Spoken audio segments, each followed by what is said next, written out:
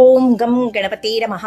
ఈ వైశాఖ మాస ధర్మాల గురించి, దానాల గురించి సాక్షాత్తు శ్రీ మహావిష్ణువు లక్ష్మీదేవికి చెబుతుండగా విన్న బ్రహ్మదేవుడు నారద మహర్షి అడిగితే చెప్పినాడు. తర్వాత నారదుడిని వైశాఖ మాసం గురించి వివరించమని అంబరీష మహారాజు అడిగితే నారదుడు వైశాఖ మాసం గురించి వివరించాడు. దానినే మన సూత మహర్షి సౌనకాది మునులకు వివరిస్తూ ఉన్నాడు. అర్థమైంది కదండి. సాక్షాత్తు శ్రీ మహావిష్ణువే లక్ష్మీదేవితో వైశాఖ మాస ధర్మాల గురించి వివరించి చెప్పాడు. అధ్యాయము వివిధ దానాలు, వాటి మహత్యము. Welcome back to Anu devotional voice. నేను మీ Anu. Very important and useful video అండి. మిస్ చేయకుండా చివరి దాకా చూసి లైక్ చేసి షేర్ తప్పకుండా చేస్తే అందరికీ హెల్ప్ అవుతుంది. ఛానల్ ని సబ్స్క్రైబ్ చేసుకోకపోతే సబ్స్క్రైబ్ చేసుకుని గంట సింబల్ ని టచ్ చేసి ఆల్ అనే ఆప్షన్ లో పెట్టుకుంటే వీడియోస్ మిస్ కాకుండా వస్తాయి. ఈ వీడియోలో ఇంకా ఈ వైశాఖ మాసంలో చేయాల్సిన దానాలు, వాటి మహత్యము, వాటి ఫలితాలు అనే ఎన్నో రహస్యాలు ఉన్నాయి. జాగ్రత్తగా విని ఫాలో అయ్యి శుభ ఫలితాలు పొందుతారు అని మనస్ఫూర్తిగా ఆశిస్తూ చేయాల్సిన వివిధ దానాలు, వాటి ఫలితాలు ఏంటి అనే విశేషాలు 2వ అధ్యాయంలో వివరించాడు కదా. ఆ మాటలు వినిన తర్వాత అంబరీష మహారాజు మరలా నారదునికి నమస్కరించి, మహర్షి, వైశాఖ మాసంలో చేయదగిన దానాలు ఇవేనా లేదా ఇంకా ఏమైనా ఉన్నాయా? ఉంటే అవి ఏంటి, వాటి ఫలితాలేంటి వివరించండి అని అడిగాడు. అప్పుడు నారదుడు ఇలా చెప్పసాగాడు. సుఖనిద్రని కలిగించు మంచమును గృహస్థుడైనటువంటి ఒక సద్బ్రాహ్మణుడికి దానంగా ఇస్తే ఆరోగ్యంగా, సుఖంగా, పాపాలన్నీ కూడా తొలగిపోయి మహాయోగులు కూడా పొందలేని అఖండ మోక్షాన్ని పొందుతారట. ఆ బ్రాహ్మణుడు ఆ మంచం పైన కూర్చున్నా, శయనించిన దాత తెలిసి తెలియక చేసినటువంటి సర్వ పాపాలన్నీ కూడా నశించిపోతాయట. అలాగే ఎవరైతే మంచంపై వేసుకునే పరుపును గాని, మంచి ఆహారాన్ని కానీ ఈ వైశాఖ మాసంలో దానం చేస్తే చక్రవర్తులవుతారు. లేదా చక్రవర్తి సమానులైన తమ వంశంతో పాటు శారీరక, మానసిక బాధలు లేకుండా సుఖ శాంతులతో అభివృద్ధి పొందుతారట. అంతేకాకుండా ఆయుర ఆరోగ్యములు, కీర్తి ప్రతిష్టలను పొందుతారట. 100 తరముల వరకు వారి కులమున ధర్మహీనుడు అనేవాడు పుట్టడట. అలా చివరికి ముక్తిని పొందుతారు. ఎవరైతే మంచం, పరుపు, దిండిని కూడా దానంగా ఇస్తాడో ఆ దాత అందరికీ ఉపకారం చేయువాడిగా, ప్రతి జన్మలోనూ సుఖవంతుడిగా, భోగవంతుడిగా, ధర్మపరాయణుడిగా మరియు అన్నింటిలో విజయాలను పొందుతాడు. అంతేకాకుండా 7 జన్మల వరకు మహా వైభోగంగా గడిపి చివరికి ముక్తిని పొందుతాడు. తనతో పాటు 7 తరముల వారు ముక్తిని పొందుతారు. గడ్డి, తుంగ మొన్నగు వాటిచే తయారు చేయబడిన చాప దానంగా ఇస్తే శ్రీ మహావిష్ణువు ప్రీతి చెంది ఆయనే దానిపై స్వయంగా శయనిస్తాడట. ఉన్ని, గొర్రెబొచ్చు నీటిలో పడినా తడవకుండా ఎలాగైతే ఉంటాయో అలాగే మంచము, పరుపు దానం చేసిన వారు సంసార సముద్రంలో ఉన్న ఆ వికారాలు అంటని స్థితిని పొందుతారు. అలా మంచం, పరుపు దానంగా ఇయ్యలేని వారు కట అంటే చాప దానం చేయొచ్చు. శక్తి ఉండి మంచం, పరుపు దానం చేస్తే ఎలాంటి పుణ్య ఫలితం వస్తుందో, శక్తి లేక చాపను దానంగా చేస్తే కూడా అంతే పుణ్య ఫలితం వచ్చి తీరుతుంది. సర్వ సుఖాలు చేకూరుతాయి. రాజా, వైశాఖ మాసమున కంబళి అంటే రగ్గు దానం చేస్తే వారికి అపమృత్యు భయం తొలగిపోతుంది. చిరకాలము సుఖ జీవితాన్ని పొందుతారు. ఎండచే పీడింపబడే వానికి వస్త్రమును దానం చేసినచో పరిపూర్ణ ఆయుర్దాయమును పొంది చివరికి ముక్తిని పొంది తీరుతారు.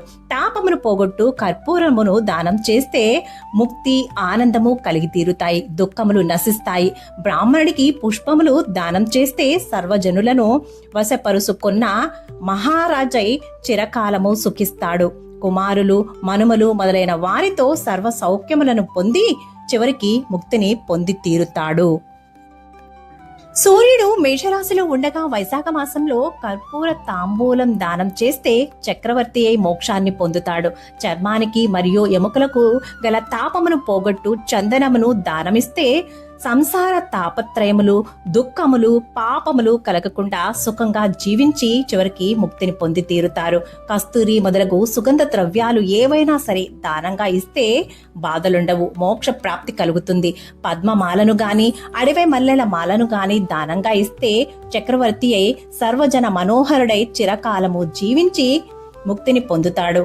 వైశాఖ మాసమున మొగలి, మల్లెపూలు దానమిచ్చినచో మధుసూదని అనుగ్రహంతో పాటు సుఖభోగములు పొంది ముక్తి కలుగుతుంది. పోక చెక్కలు, కొబ్బరికాయలు దానమిచ్చినచో 7 జన్మల వరకు బ్రాహ్మణుడై జన్మించి వేద పండితుడు ధనవంతుడై 7 తరముల వారితో గడిపి ముక్తిని పొందుతాడు. నీడనిచ్చే మండపమును, నీడలోనున్నటువంటి ఇసుక తిన్నెలు, చలివేంద్రము నిర్మించి బాటసార్లకు ప్రజలకు ఉపకారం చేసిన వారు లోకాధిపతులు అవుతారు.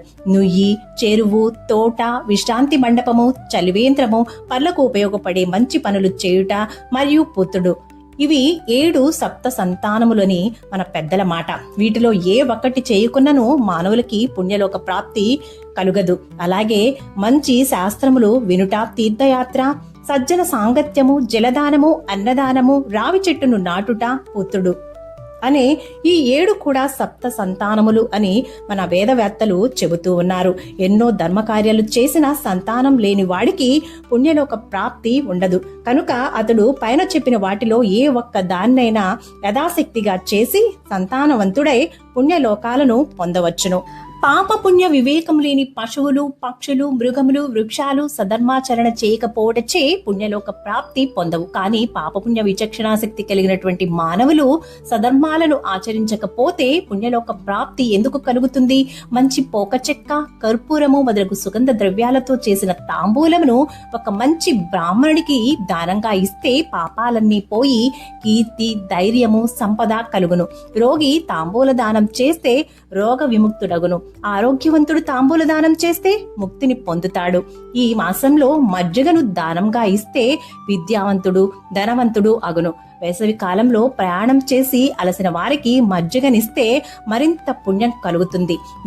నిమ్మ పండ్ల రసమును, ఉప్పు కలిపి మజ్జిగను దప్పిక కలవారికి ఇస్తే మంచిది. వైశాఖ మాసంలో దప్పిక తీరుటకై బాటసార్లకు, సద్బ్రాహ్మణులకు పెరుగు కుండ దానంగా ఇస్తే అనంత పుణ్యం కలిగి తీరుతుంది. అలాగే శ్రేష్టమైన బియ్యమును దానం ఇస్తే పూర్ణాయుర్దాయము, అన్ని యజ్ఞములు చేసినంత పుణ్య ఫలితాన్ని పొంది తీరుతారు.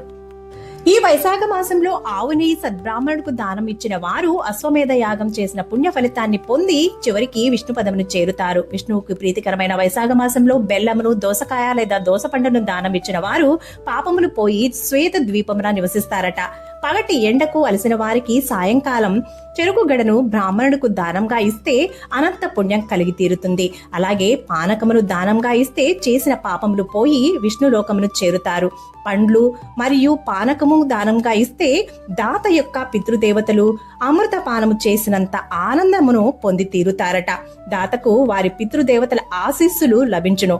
వైశాఖ మాసమున పానకంతో పాటు మామిడి పండ్లను దానం ఇస్తే సర్వ పాపాలు పోయి పుణ్యలోక ప్రాప్తి కలుగుతుంది.